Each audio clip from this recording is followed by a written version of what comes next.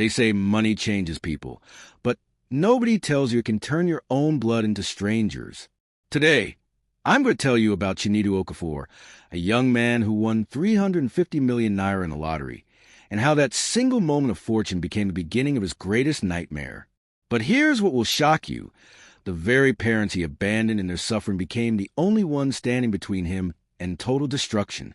Stay with me, because what happened to Chinedu will make you question everything you think you know about success, family, and karma. Before we dive deep into this story, make sure you hit that subscribe button and turn on notifications, because stories like this one need to be heard, and trust me, you don't want to miss what happens next. Let me take you back to where it all started. Chinedu grew up in a small compound in Surulere, Lagos. His father, Mr. Emmanuel Okafor, was a retired schoolteacher whose pension barely arrived on time, and when it did, it was never enough. His mother, Mama Chinedu as everyone called her, sold vegetables at Tejosho Market every single day, rain or shine. They weren't wealthy, but there was love in that house. There was laughter. There was hope. Chinedu was their only son, the one they poured everything into. They sold land to send him to university. His mother would skip meals just to make sure he had money for textbooks. His father took on private tutoring jobs late into the night, even when his eyes were failing him, just so Chinedu could graduate without student debt. And Chinedu? He was brilliant. He graduated with first-class honors in computer science from the University of Lagos. His parents threw a small party in their compound that day. Neighbors came. There was jollof rice and fried chicken. Mr. Okafor gave a speech with tears in his eyes, thanking God that all their sacrifices had finally paid off. But after graduation, things didn't go as planned. Chinedu sent out hundreds of applications. He went for countless interviews. Nothing. The Nigerian job market was brutal, unforgiving. Months turned into a year, then 2 years. He watched his coursemates travel abroad, get good jobs, buy cars. Meanwhile, he was stuck at home, frustrated, bitter. His parents never complained. His mother would still wake up at 4 a.m. to go to the market. His father would still tutor students in the evening. They never made him feel like a burden. But Chinedu felt it anyway. Then one day, something inside him shifted. He stopped trying. He started spending his days at a betting shop in their neighborhood, playing lottery games, sports betting, anything that promised quick money. His father pleaded with him. "My son, this is not the way. Be patient. Your time will come." But Chinedu wouldn't listen. He felt like he had wasted his parents' sacrifices. He felt like a failure. And failures, he thought, had nothing to lose. Now here's where the story takes a turn that nobody, including Chinedu himself, saw coming. One Wednesday afternoon, Chinedu bought a lottery ticket. He didn't even remember doing it. It was just routine at that point, something to fill the empty hours. That Saturday night, he was lying on his mattress in the small room he shared with stored yam tubers and old furniture when his phone buzzed. He almost ignored it, but something made him check. He had won 350 million naira.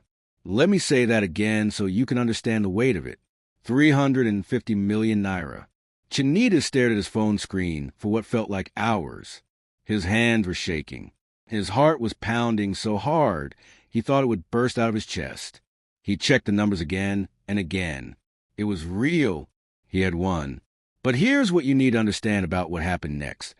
And this is where the story becomes a lesson for all of us. Chinedu didn't tell his parents immediately. He sat on that information for 3 whole days. In those 3 days, something dark began to grow in his mind. He started thinking about all the years of poverty, all the times he felt embarrassed when his friends came over and saw how small their house was, all the times he couldn't afford things other people took for granted. And instead of gratitude for his parents' sacrifices, he felt something else, resentment. When he finally told them, their reaction was everything you'd expect from loving parents. His mother fell to her knees and started thanking God. His father hugged him so tight, tears streaming down his face. "This is God's favor, my son. We must be wise with this blessing." But Chinedu had already made up his mind. He had plans that didn't include them. Within 2 weeks, Chinedu collected his winnings. And within a month, he was gone. He moved to Lekki, rented a 3-bedroom apartment in one of those fancy estates where security guards salute you at the gate. He bought a brand new Mercedes-Benz. He started wearing designer clothes, frequenting expensive clubs. He was living the life he always dreamed of, and he did it all without looking back at the small compound in Surulere where his parents were still struggling. At first, his parents tried to reach him. His mother would call every day. "Chinedu, how are you? We haven't seen you. Are you eating well?" He would answer occasionally, always in a hurry. "I'm fine, Mama. I'm busy. I'll come visit soon." But he never did. His father sent text messages. Simple ones. "My son, remember where you come from. Remember who you are." Chinedu would read them and feel a pang of guilt. But then he'd look around at his new life and convince himself that they were fine. They had managed before he won the lottery. They could manage now. But here's what Chinedu didn't know. His father's health was deteriorating. The years of hard work, the stress, the late nights, it had all caught up with him. He needed surgery for a heart condition, not a minor procedure, a serious one that cost millions of naira. His mother's small vegetable business was barely bringing in enough to feed them, let alone pay for surgery. They needed help desperately. They needed their son. Mama Chinedu refused to beg. She had pride, dignity. But one evening, when Mr. Okafor collapsed at home and had to be rushed to the general hospital, she had no choice. With trembling hands, she called Chinedu. He didn't answer. She called again. Nothing. She sent a text message explaining everything, how critical the situation was, how much the surgery cost, how they had nowhere else to turn. Chinedu saw the message. He read every word. And you know what he did? He sent 200,000 naira. 200,000 naira out of 350 million. His mother stared at the credit alert on her phone and wept. Not tears of gratitude, but tears of heartbreak.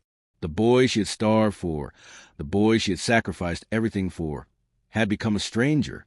But life, my friends, has a way of teaching us lessons we're too stubborn to learn on our own.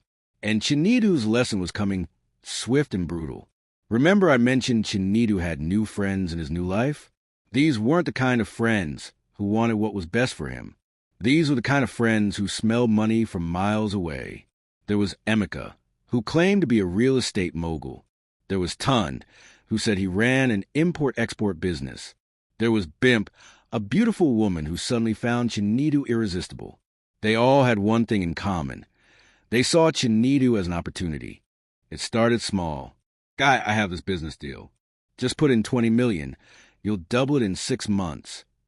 Chinedu, desperate to prove he was smart, that he belonged in their world, invested. Then another deal. "This land in Lekki, it's going to appreciate. Put in 50 million now. You'll thank me later." He invested again. Then another and another. Within 8 months, Chinedu had invested over 200 million naira in various businesses with his new friends. None of them were real. Every single one was a scam. By the time Chinedu realized what was happening, it was too late. Emeka had disappeared. Tund stopped taking his calls. Bimp, the woman who claimed to love him, moved on to another victim. The fancy apartment? He could no longer afford the rent. The Mercedes-Benz? Repossessed because he had bought on credit, thinking money would keep flowing forever. The designer clothes, the expensive lifestyle, all of it crumbled like sand. But here's where the story gets even more painful. Remember those 200,000 naira he sent his parents? That money, combined with contributions from neighbors and his father's former students, was just enough for the surgery. Mr. Okafor survived. He was recovering slowly at home. And Mama Chinedu, despite everything, despite the heartbreak of her son's abandonment, was still selling vegetables every day to make ends meet. Now Chinedu, broke, desperate, and ashamed, had nowhere to go. The friends who had surrounded him when he had money, gone.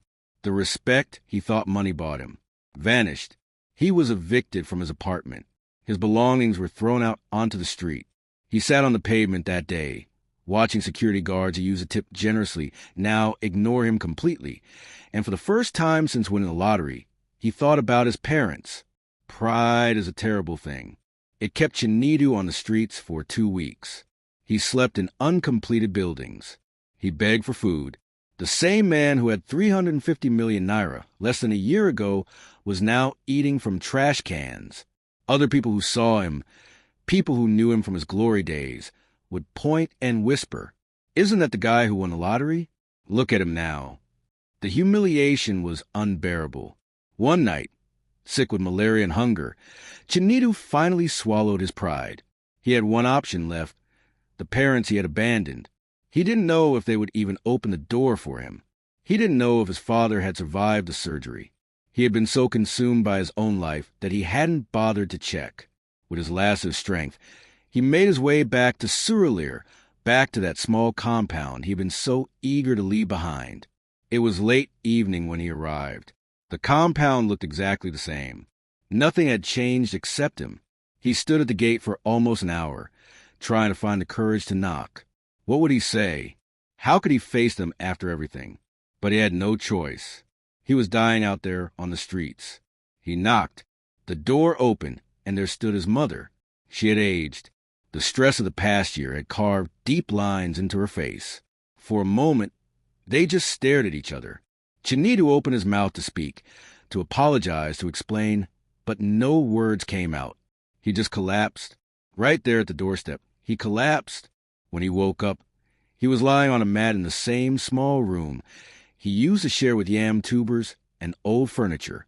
His mother was beside him, wiping his forehead with a wet cloth.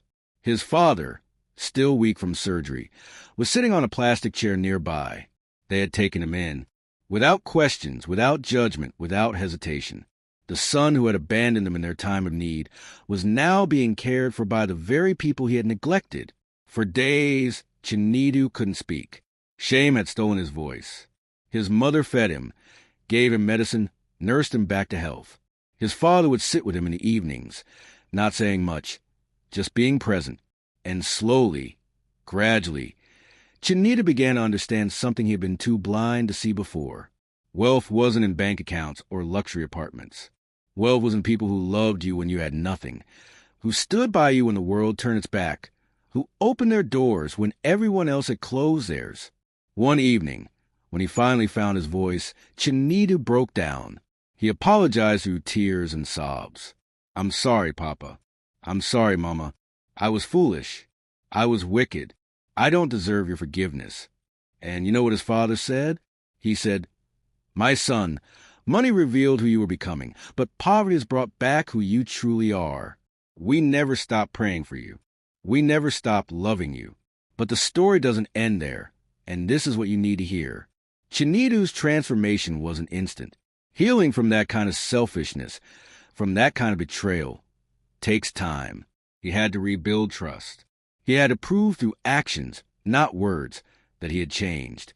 He started helping his mother at the market, carrying heavy loads, arranging vegetables, doing whatever was needed. He helped his father with his evening tutorials, teaching students mathematics and computer science. He wasn't the big man anymore. He was just Chinedu, the son who was learning what it meant to be part of family again. Months passed. Then something unexpected happened. One of the students Chinedu was tutoring had a father who owned a tech company. The man was impressed by Chinedu's knowledge and his humility. He offered him a job, not a glamorous one, just a regular position as a junior software developer. Chinedu took it gratefully. He started earning a modest salary. Nothing compared to the lottery money he had squandered, but it was honest work. And this time, he didn't forget where he came from. His first salary? He gave half to his parents. Not because they asked, but because he wanted to. He helped pay off their debts. He made sure his father had his medications. He made sure his mother didn't have to wake up at 4 a.m. anymore. Slowly, painfully, he was becoming the son they had always believed he could be. Years later, Chinedu would tell this story to young people he met. He would warn them about the dangers of sudden wealth without wisdom, about the importance of family, about how easily we can lose ourselves when we forget where we came from. He never made excuses for what he did. He owned his mistakes completely. And because of that honesty, because of that genuine transformation, he became someone people actually respected, not for his money, but for his character. His parents never held his past against him. They never threw it in his face during arguments. They had forgiven him completely, the way only parents can. And that forgiveness, that unconditional love, changed Chinedu more than any amount of money ever could.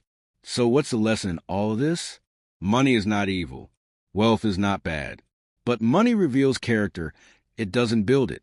Chinedu thought winning the lottery would solve all his problems, but actually exposed the problems that were already inside him. The selfishness, the pride, the lack of gratitude. Those things were always there, waiting for an opportunity to show themselves. The real tragedy wasn't that Chinedu lost his money. People lose money all the time. The real tragedy was that he almost lost his family, the only people who truly loved him, the only people who would have stood by him whether he was rich or poor.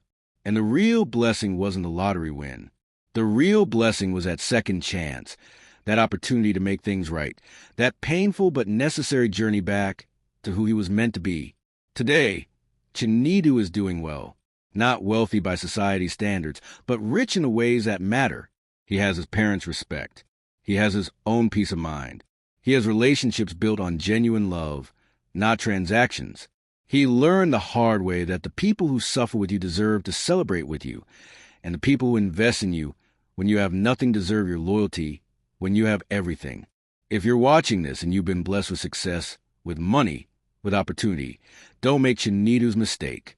Remember the people who were there when nobody else was. Honor your parents. Value your family. Build your character before you build your bank account. Because at the end of the day, when everything else fails, when fair weather friends disappear, when the money runs out, family is what remains. And if you've already made mistakes like Chinedu did, it's not too late. Pride will tell you it's too late, that the damage is done, that you can never go back. But love is stronger than pride. Forgiveness is more powerful than shame. Take that step. Make that call. Humble yourself. You might be surprised by what's waiting for you on the other side. If this story touched you, if it made you think, if it reminded you of something important, hit that subscribe button right now. Share this video with someone who needs to hear it. Because stories like these are not just entertainment. They're warnings, they're lessons, they're mirrors that show us who we are and who we could become. Subscribe, and let's continue these conversations that matter. Thank you for watching. And remember, no amount of money is worth losing your soul, and no amount of success is worth abandoning your family.